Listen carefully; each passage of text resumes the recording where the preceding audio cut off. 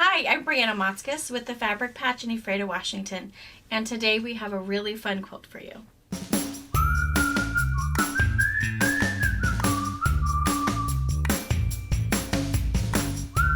My daughter and I have owned and operated a busy quilt shop in Washington State for over 20 years. We have a retreat center, an active YouTube channel, and a large pattern line featuring our creations. My two sons work on machines. One daughter-in-law is our videographer and the other is a long-arm quilter. We are a family that love each other, we laugh together, and every once in a while we get some work done. We have a crew that are saints for their efforts at keeping us on track. Thanks for joining us on our wild ride.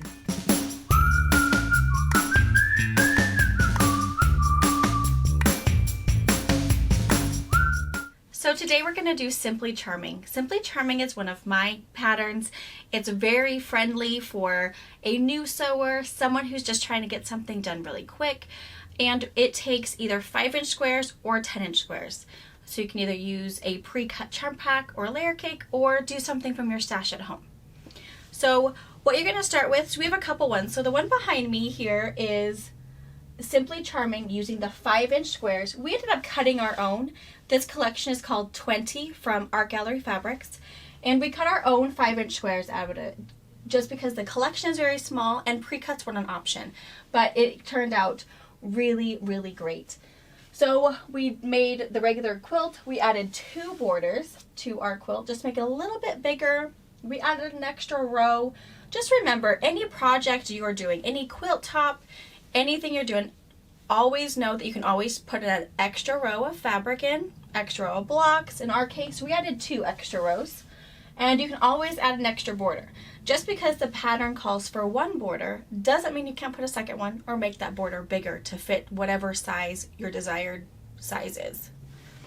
The one we're going to make today in our tutorial is we're using a layer cake. It's called Maryland by Moda Fabrics. It's very pretty. It's very creamy, black, a really good collection if you're just wanting to do something throwing over the couch.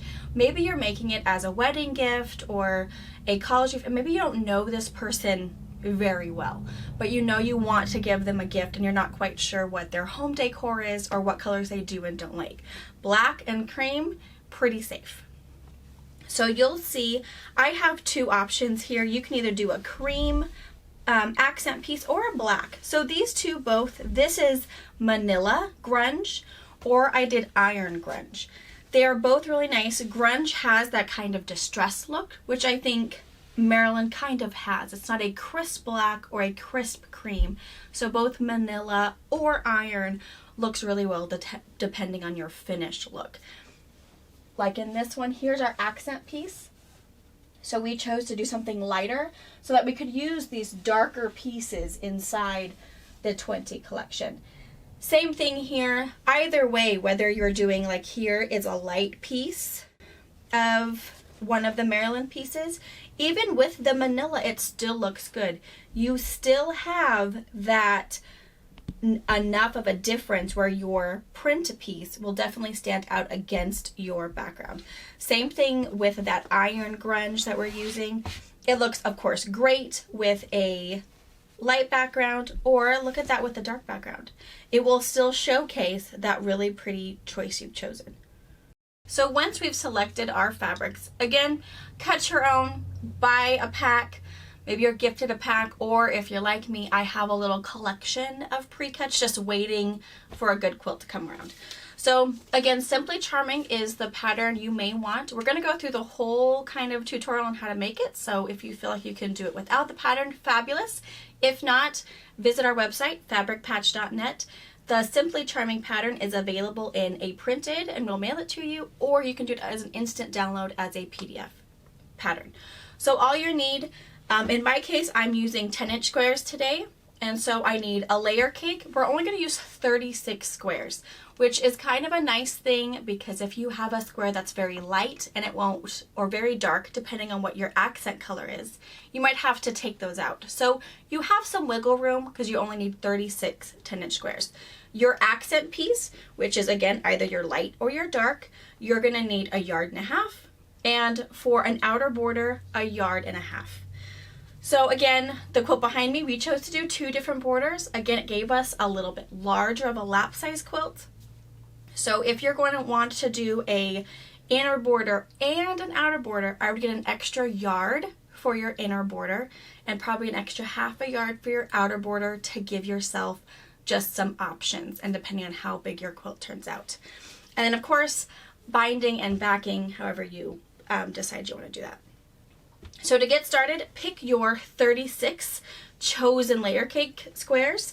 If you feel like that's a whole lot of choices to make and you aren't sure, just take the ones you know that are not going to look good and just sew the rest together. So then with your accent pieces, we're going to cut strips. So depending on if you're using 5-inch squares or 10-inch squares, your pattern is going to let you know what size strips to cut your accent pieces. So I have chosen the manila grunge to go with mine, but again, the iron grunge is also a really good idea if you're not sure. If you know, oh, they have a big black lab at home, maybe do black, because you're not going to see black lab hair on black fabric. In my case, I got a whole lot of creamy dogs at my house. So, and we're going to do some strip piecing. So I've moved the sewing machine. The entire quilt is going to be sewn with a 1/4 inch seam allowance. If you are not sure how to create that seam allowance on your machine, if you don't have a 1/4 inch foot for your machine, just be consistent. If you're going to start with your machine and it has, you know, a different foot on it and you've moved the feet, make note that you've moved the needle to fit your foot, or just maintain that same seam allowance. If it's a little bit bigger than a 1/4 inch, your quilt might end up a little smaller. If your 1/4 inch seam allowance is a little bit smaller, you know, all that changes, but be consistent. That's all you need to know. So with your accent piece, you're going to start that with a full strip. We haven't cut anything. We've just cut our 5-inch strip out of here. We are going to start right sides up. We're going to take our layer cake square, our 10-inch square, right sides together. If you have a pre-cut layer cake that you've purchased, it's got those little pinked edges, you decide. You can trim the pinking off. You can line up on the inside of the pinked edge, and what I do, I just line up right on the edge. That's all I do. I don't make it harder than it needs to be. And we're going to sew a 1/4 inch all the way down.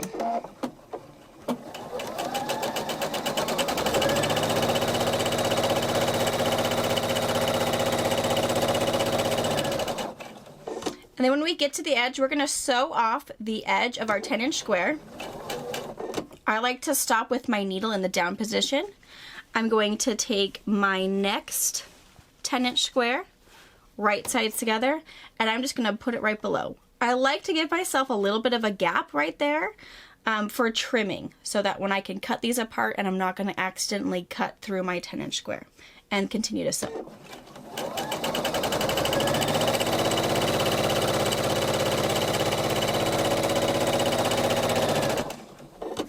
Needle down, and again, this is chain piecing. All we're going to do is we're going to keep doing this until we run out of accent strip, and then we're going to start over with a brand new accent strip and more 10-inch squares. And you're going to do this to all 36 of your 10-inch squares.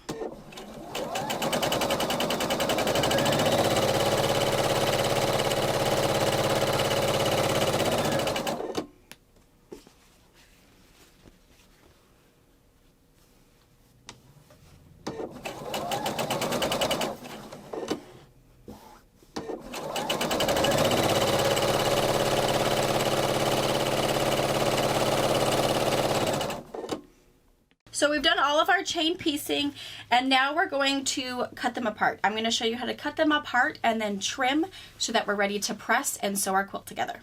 The first thing I'm going to do is I'm just going to cut right between the two.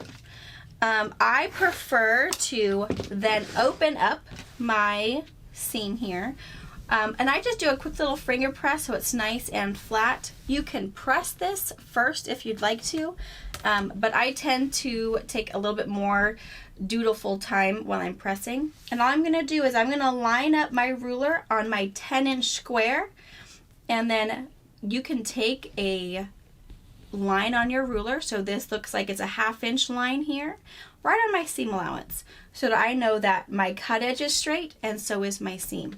Take my rotary cutter and trim that. I'm going to do the same thing to the other side. I'm going to line up on my 10-inch, line up on my seam, and trim that. So this is that little bit of waste that occurs when you're chain piecing. We're going to do this to all of our strips, and then we're going to meet back at the ironing board.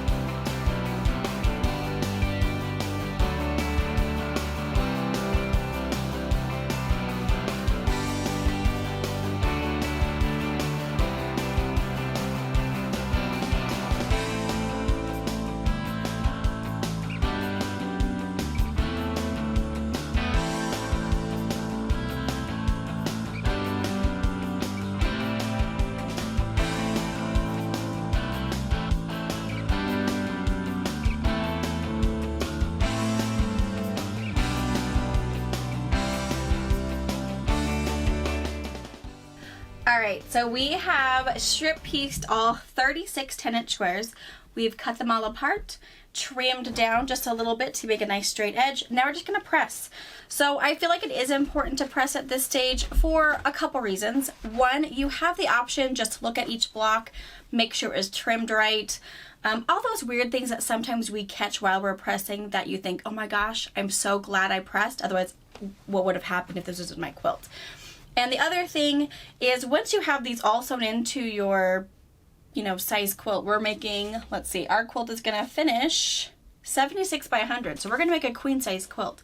So to press a full queen size quilt and all of these seams is a lot harder than just pressing now. So we're going to press everything to the dark. So in our case, our dark is going to be our 10-inch square. If you were to use the darker grunge, we would be probably pressing everything to the grunge. So just a fun little quick reminder about pressing. I always like to set my seam first, press there. We're going to open up and we're just going to rock our iron right over so it's pressing to the dark. Get all of that seam allowance over there. That's why a heavy iron is really nice. A heavy hot iron will do all the work for you. Again, we're going to set our seam. And then we're just going to rock right over.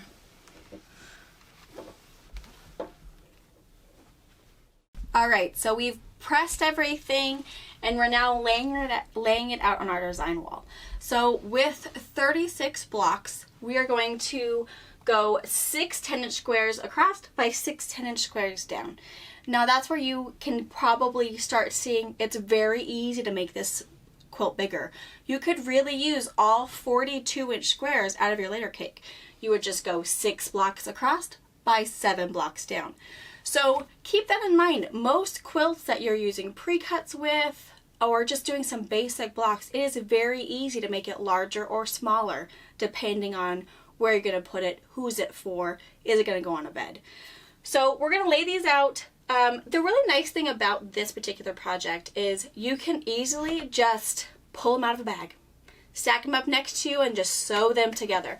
Our first row is going to start with our accent piece on top, and you're going to sew all 6 of these units. So we've got accent piece and our 10-inch square. You're going to sew that to a accent piece and 10-inch square until you get 6 blocks down.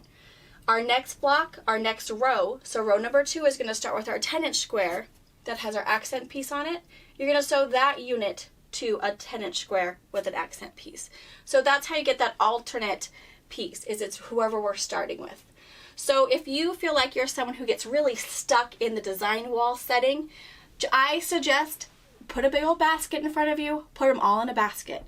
My only rule of thumb is if I've pulled out 2 pieces, I don't know if I have 2 pieces left here. If I pull out 2 of the same pieces, I will go in and dig another one out. That's my only rule. If I pull out 2 of the same, I will pull one back to pull another one out. So that's my only rule when I'm doing random. That is as scrappy as I get, people. There are not going to be any kitten squares in here. But, so we're going to go ahead and sew 6 blocks across by 6 blocks down, and then we'll talk real quick about borders and get this quilt wrapped up. All right, so we sewed everything together. We are 6 across by 6 down. My design was a little small, but you'll see we just kind of took it out as random. So you'll see like these two do touch, but you know, it doesn't matter. I think it definitely does shuffle up your colors really well. Don't get stuck in, ooh, where's this supposed to go? Where is this supposed to go? One thing you do want to be cautious of is if you are having directional fabric. So maybe you're going to put some panel pieces. If you have a really cool panel that had some 10-inch squares, you can put those in it. You can put t-shirt blocks in it. So if you do have something that is directional, just be cautious of those when you're sewing together. Make sure you know this is going to be in row 3, and you're going to know this needs to be, you know, accent up, whatever that is. Other than that, it goes together super, super fast. The next thing to do is to pick your border options. So for me, what I would probably do is I would probably put one more border, probably a 2-inch, 2.5-inch border. So I'd need an extra ½ yard of this to do a 2.5-inch border all the way around with this. And then I would get my 1.5 yards of one of my prints. I think currently at the shop, when we filmed this video, we have quite a few of all of these available. We have some of the large floral prints available at the shop or online at fabricpatch.net, or some of these other ones. Also, some of these smaller prints. So you can also do that. You could also just go ahead and do a little border of this and a larger border of black. Again, if you don't know who you're making it for, what if they really don't like the flowers? What if, you know, it's going to go on their bed and the husband is like, I'm not putting flowers on my bed, like mine. So you never know. You can decide. But I also want to show you, if you thought, ooh, the black is a really good idea, you can kind of see what that black would look like next to all of these. So it would make those creams and tans really bright in this collection.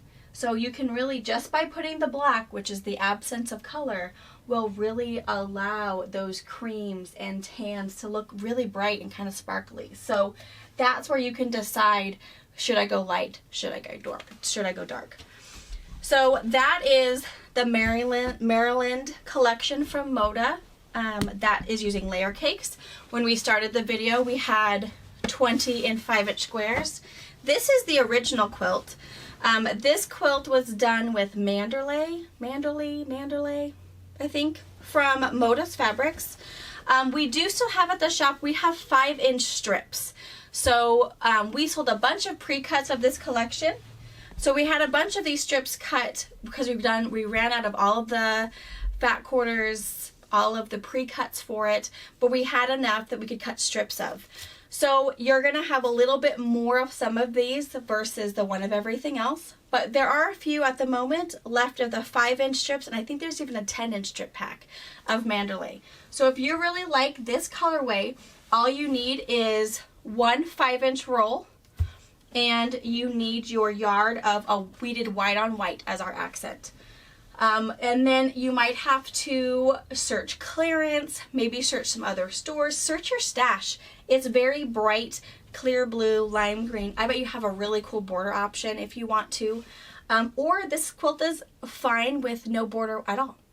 So I hope you enjoyed Simply Charming. I hope you make this. You can do this in one day.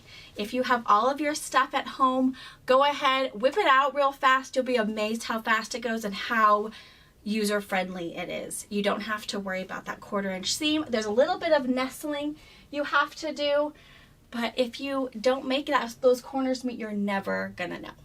So have fun and happy quilting. Thank you for watching our video. We invite you to leave a comment, hit the like button, or better yet, subscribe to our channel so you never miss an episode. You can also visit our Instagram, Twitter, Facebook, or Pinterest pages, or find all of those things and our online store at fabricpatch.net.